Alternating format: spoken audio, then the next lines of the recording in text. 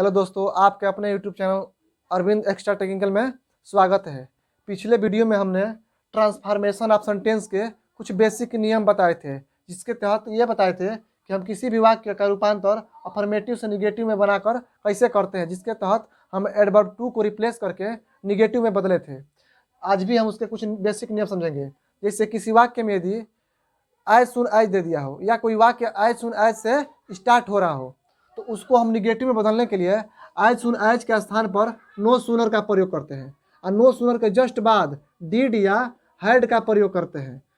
ध्यान बस यही रखना है कि जब हम उस वाक्य में डिड का प्रयोग करेंगे तो उसमें आने वाले वर्ब जो होगा उसको हम मेन वर्ब के फर्स्ट फॉर्म में बदलेंगे, और यदि हम हैड का प्रयोग करते हैं तो उसमें जो आने वाला वर्ब है उसको हम वर्ब के थर्ड फॉर्म में बदलेंगे। इससे हम कुछ एग्जाम्पल से समझते हैं। जैसे as soon as he open the door he saw a beggar, जैसे ही उसने दरवाजा खोला उसे एक भिखारी दिखाई दिया।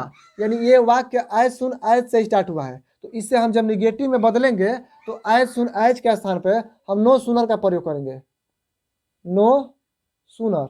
और इस नो सूनर के बाद हम डिड या हैड का प्रयोग करेंगे। तो हम यहाँ फिलहाल डिड का प्रयोग कर रहे हैं।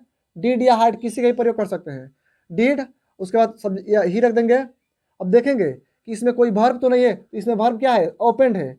तो जब हम यहाँ डिड का प्रयोग करेंगे तो डिड खुद ही पास्ट इंडिफिनिट में है, और पास्ट का यहाँ जब ये पास्ट में ये हो गया तो इसे हम मेन वर्ब के फर्स्ट फॉर्म में रखेंगे। यानी यहाँ ओपेंड है तो ओपेंड को हम फर्स्ट फॉर्म में रख देंगे, ओपन ओपन। और सब उसके बाद द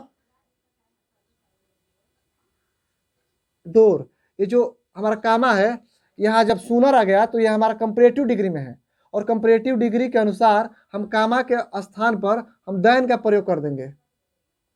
देन ही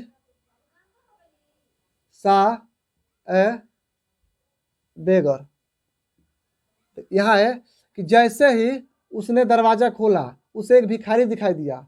ठीक है, हाँ, जैसे ही उसने दरवाजा खोला उसे एक भिखारी दिखाई दिया, यानी इसका रूप परिवर्तित हो गया है लेकिन इसका अर्थ नहीं बदला है। ठीक, दूसरा एग्जाम्पल समझते हैं। ये भी वाक्य आय सुन आय से स्टार्ट है, तो आय सुन आय के स्थान पे हम नो सुनर का प्रयोग कर देंगे, नो सुनर। और नो सुनर के बाद हम डिड या हैड का प्रयोग करेंगे, तो हम यहाँ डिड का प्रयोग कर रहे हैं।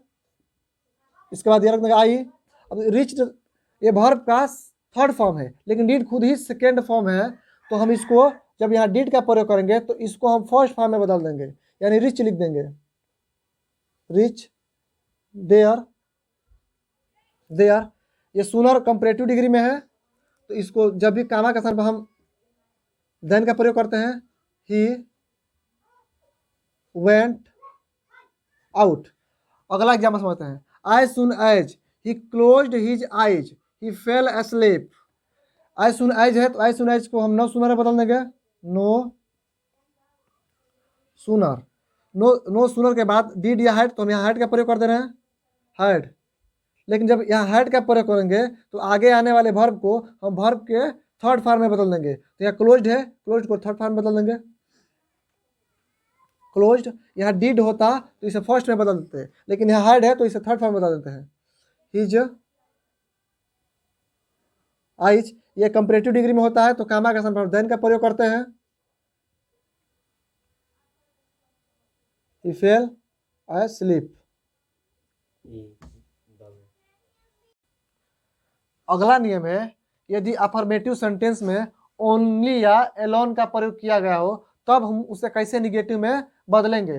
देखिए, ये जो ओनली है ना, यदि ओनली वाक्य में सब्जेक्ट से पहले आएगा तो उसे हम नॉन बट में बदल देंगे, और यदि ओनली ऑब्जेक्ट से पहले आएगा तो उसे नॉट मोर देन में बदल देंगे, और एलोन को हमेशा नॉन बट में बदलते हैं। इसे हम कुछ एग्जाम्पल से समझते हैं। इसे यहाँ दिया है, only a coward would flee from his duty. केवल एक कायर ही होगा जो अपने कर्तव्य से भागेगा। इसका हम रूप बदलेंगे लेकिन इसका अर्थ नहीं बदलना चाहिए। तो हम बोले हैं कि जो ओनली है यदि सब्जेक्ट से पहले है तो इसे हम नॉन बट में बदल देंगे। तो यहाँ ओनली क्या है? सब्जेक्ट से पहले है, तो इसको हम नॉन बट में बदल देंगे। तो ओनली के स्थान पर लिखेंगे नॉन बट ए कावर्ड, बाकी सब वैसे उतार देंगे, a coward would would flee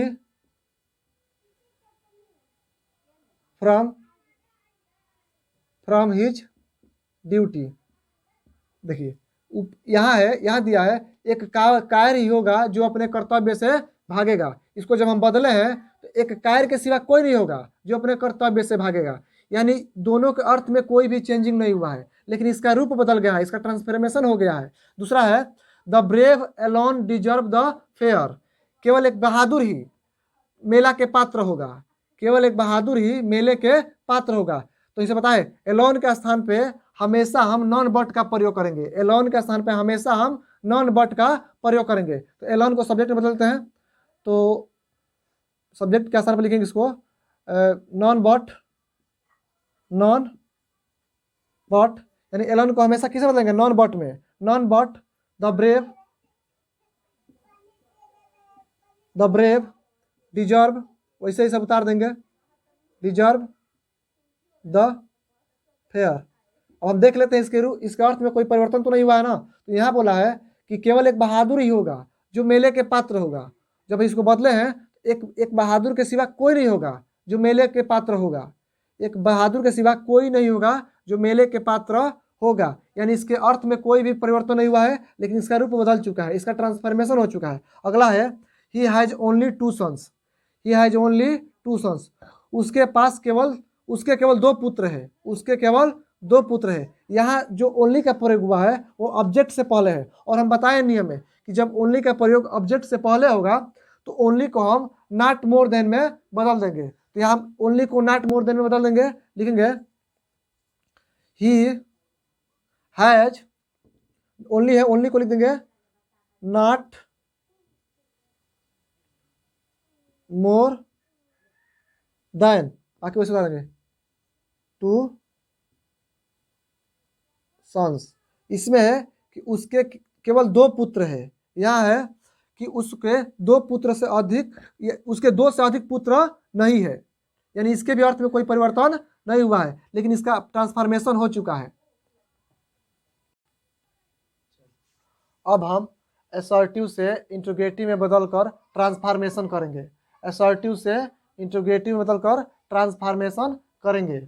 जैसे इसका पहला नियम है असर्टिव सेंटेंस यदि अफर्मेटिव में हो, असर्टिव सेंटेंस यदि अफर्मेटिव में हो तो इसे इंट्रोगेटिव निगेटिव के नियम से बनाते हैं, और यदि असर्टिव सेंटेंस निगेटिव में हो तो इससे सीधे ही हम इंट्रोगेटिव के नियम से बनाते हैं। ये आप लोगों को ऐसे समझ में नहीं आया होगा, इसको हम उदाहरण से एकदम आसान भाषा में समझते हैं।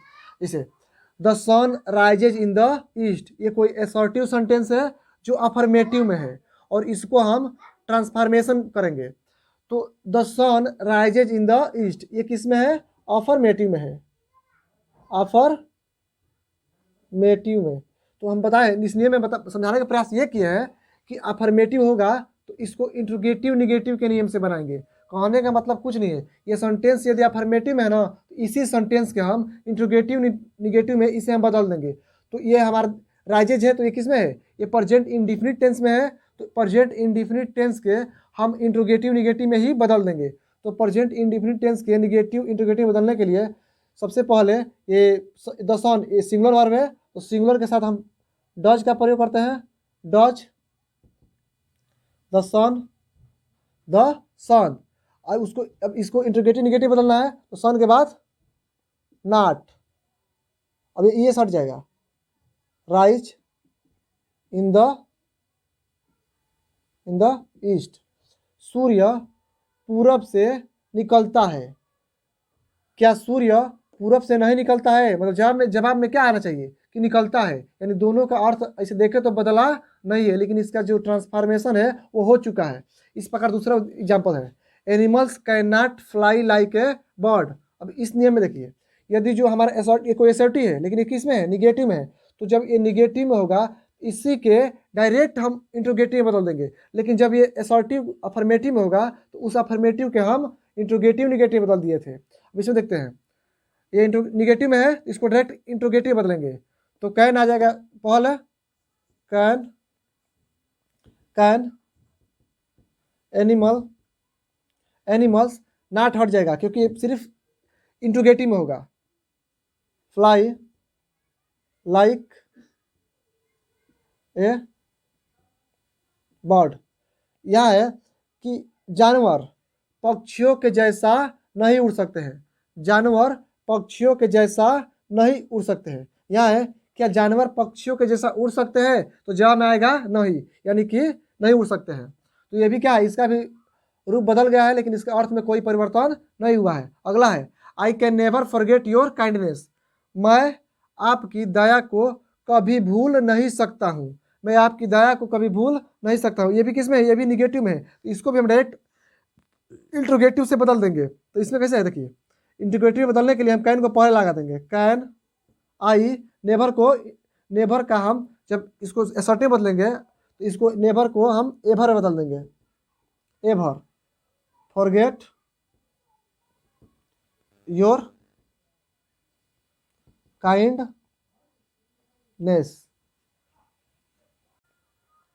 अगला नियम है कि यदि किसी वाक्य में हु के साथ नॉट का प्रयोग हुआ हो तो हम हु को एवरीवन या एवरीबॉडी में बदल देते हैं, और केवल यदि हु का प्रयोग हुआ हो तो इसे नो बॉडी या नॉन में बदल देंगे। मतलब निगेटिव है तो उसे पॉजिटिव बदल देंगे, अफर्मेटिव बदल देंगे, और यदि असर्टिव है और अफर्मेटिव है तो उसको निगेटिव बदल देंगे। जैसे इससे हम एग्जाम्पल समझते हैं। यहाँ दिया है कि who does not knows Pandit Nehru. Who does not knows Pandit Nehru, कौन पंडित नेहरू को नहीं जानता है। तो इसको हम इसको असर्टिव बदल देंगे। तो हु के साथ नॉट का प्रयोग हुआ है, तो जब भी हु के साथ नॉट का प्रयोग होगा तो हम एवरीबॉडी या एवरीवन का प्रयोग करेंगे हु के स्थान पे। तो हु के स्थान पर हम लिख दे रहे हैं एवरीबॉडी। एवरीबॉडी या एवरीवन का प्रयोग कर सकते हैं। तो एवरीबॉडी नॉट को हटा देंगे, knows, everybody knows Pandit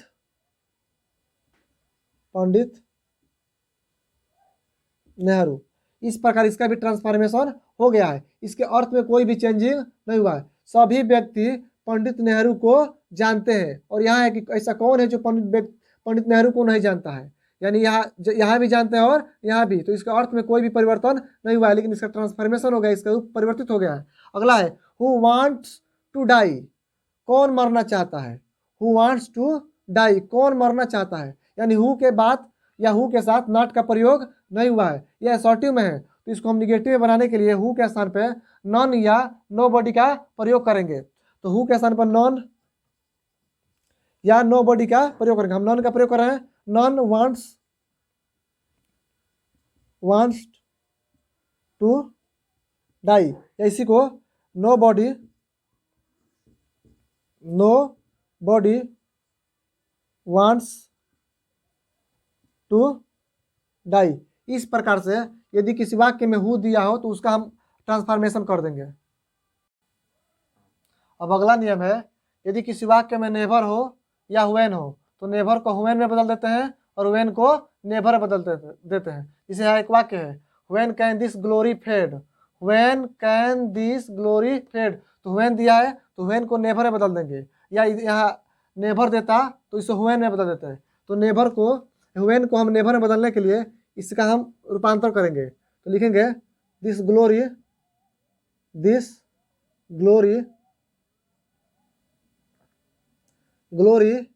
can, when को एवर नेवर फेड। इस प्रकार इंटरचेंज असर्टिव एंड इंट्रोगेटिव भी क्या हो गया, समाप्त हो गया। अगला और कुछ नियम हम अगले वीडियो में लाएंगे। आई होप ये वीडियो आप लोग को बहुत ही अच्छा लगा होगा, और ऐसे ही वीडियो देखने के लिए आप लोग हमारे साथ जुड़े रहें।